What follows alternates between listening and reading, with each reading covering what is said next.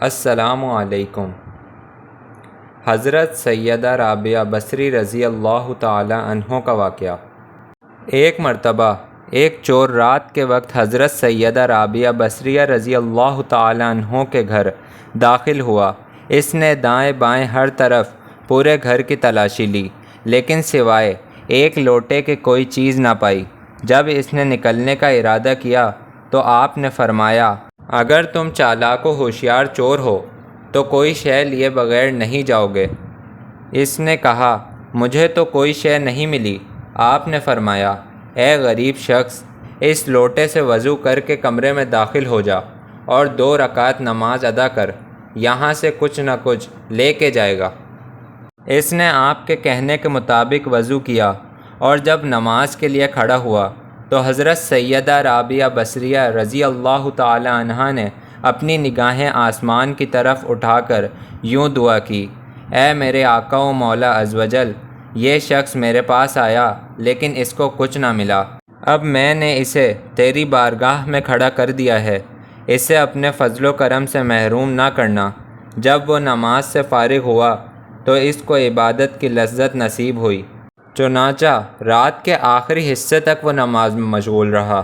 جب سحری کا وقت ہوا تو آپ اس کے پاس تشریف لے گئیں تو اسے حالت سجدہ میں اپنے نفس کو ڈانٹتے ہوئے یہ کہتے ہوئے پایا، جب میرا رب تعالیٰ مجھ سے پوچھے گا، کیا تجھے حیا نہ آئی کہ تو میری نافرمانی کرتا رہا اور میری مخلوق سے گناہ چھپاتا رہا، اور اب گناہوں کی گٹھڑی لے کر میری بارگاہ میں ہے۔ جب وہ مجھے عتاب کرے گا اور اپنی بارگاہ رحمت سے دور کر دے گا تو اس وقت میں کیا جواب دوں گا؟ آپ نے پوچھا، اے بھائی، رات کیسی گزری؟ تو وہ بولا، خیریت سے گزری، عاجزی و انکساری سے۔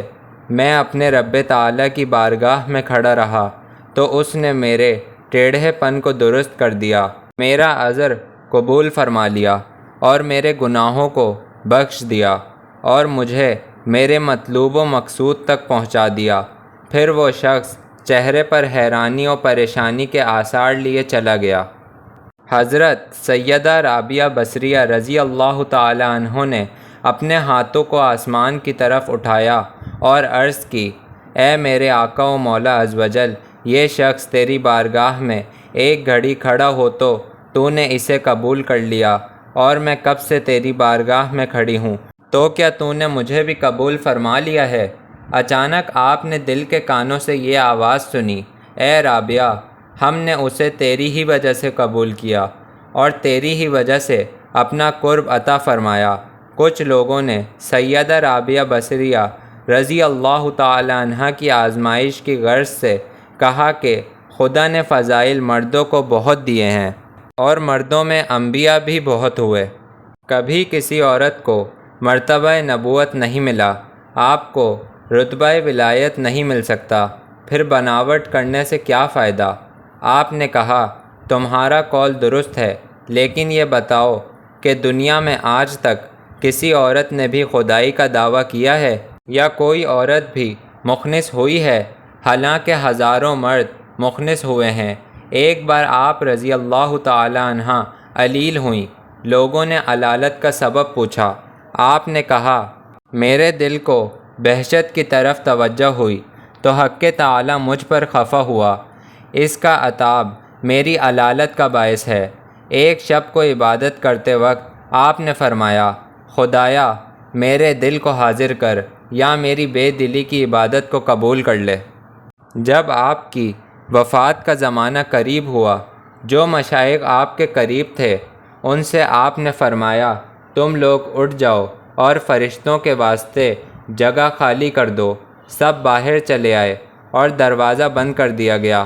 پھر ایک آواز سب لوگوں نے سنی، وہ آواز یہ تھی، اے نفس مطمئنہ، اپنے پروردگار کی طرف رجوع کر۔